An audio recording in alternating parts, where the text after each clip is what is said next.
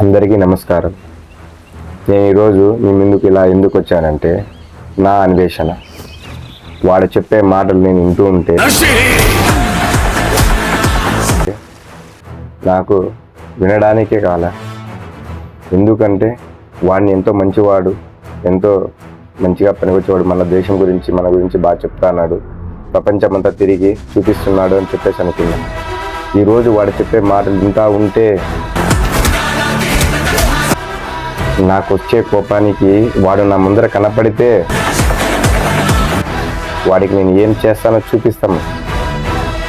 ఎందుకోసం అంటే మా సీతామాత గురించి వాడు చెప్పడానికి వాడికి ఇంత ధైర్యం.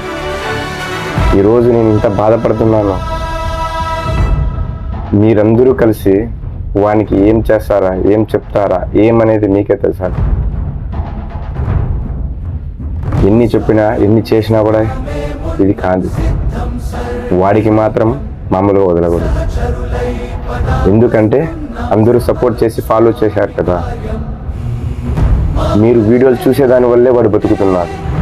వాడు ఇలా ఎందుకు మాట్లాడుతున్నాడంటే మనలాంటి వాళ్ళందరూ కలిసి వాడి వీడియోలు పెడుతూ ఉంటే చూస్తూ ఉంటే వాడికి అమౌంట్ వస్తూ ఉంది. అది తిని వాడు బతుకుతున్నాడు. వాడి ఛానల్లో చూసేవాళ్ళు, ఫాలోవర్స్ మొత్తం టోటల్ అంతా మన ఇండియా వాళ్ళు, మన హిందువులు, మన తెలుగు వాళ్ళు.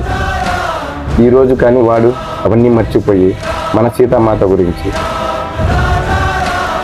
మన గిరికిపాట గారి గురించి వాడు అలా మాట్లాడుతున్నాడు.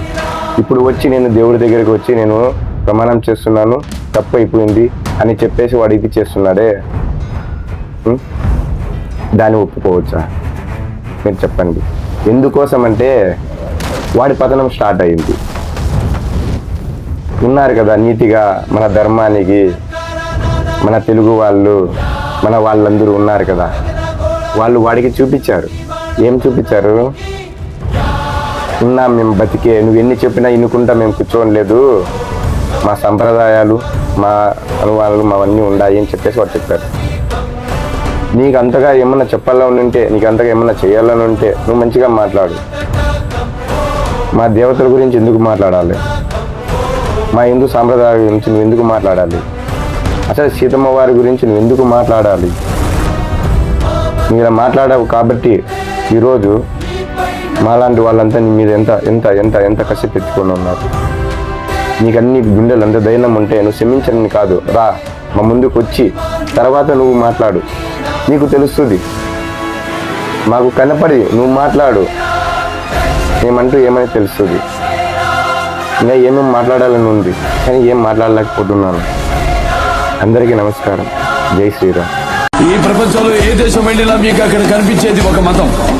ఈ దేశంలో ఎటు చూసినా మీకు కనిపించేది ఒక ధర్మం, సనాతన హైందవ ధర్మం.